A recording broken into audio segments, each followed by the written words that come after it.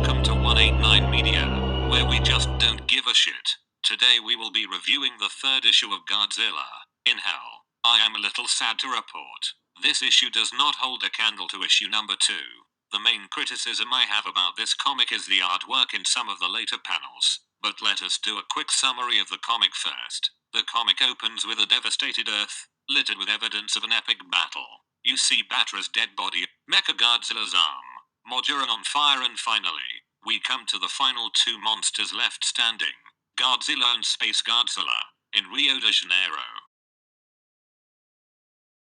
And somehow the moon was destroyed, which is awesome but should be explained. Anyway, Godzilla and Space Godzilla are not here to play around and get down to business. And so far I have no issue with the artwork in this comic because it is kinetic. It has a flowing style which matches the action taking place.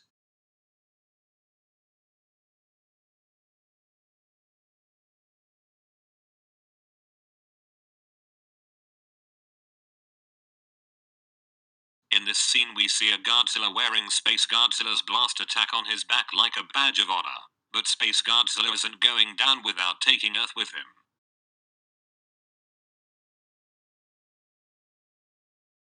And then Godzilla wakes up in a field of gold, surrounded by what I call Mothra angels,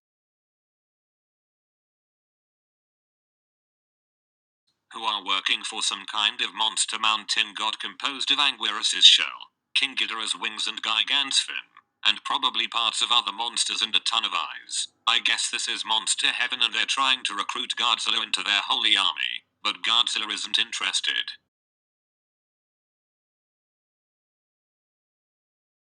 And so they throw him back into hell.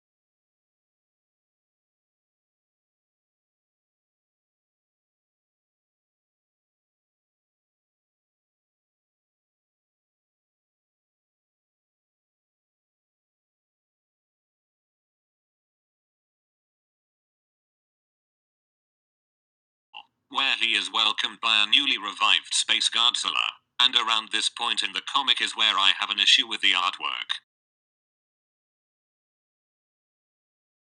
Anyway, Godzilla is attacked by a bunch of demons and Space Godzilla. According to the limited text given in the comic, the demons want to enter Godzilla's throat and consume his heart, and almost do just that, if it wasn't for the Mothra angels coming in for the save, and giving Godzilla some kind of force field which aids him in defeating Space Godzilla for a second time anyway. The mountain monster god calls on Godzilla to join Heaven's army yet again, and Godzilla still is not interested. Overall this comic is just okay. I enjoy Godzilla's first battle with Space Godzilla, and I even enjoy how the artwork works to bring a sort of motion to the panels. And I'm going to give the comic points for having Godzilla wake up in a heavenly field of golden wheat, because I found it funny. But right about the time Godzilla enters hell again, the artwork seems too simple at times, and almost rushed, and it takes away from the second battle with Space Godzilla. This issue also suffers from the same problem as the first issue of Godzilla in Hell,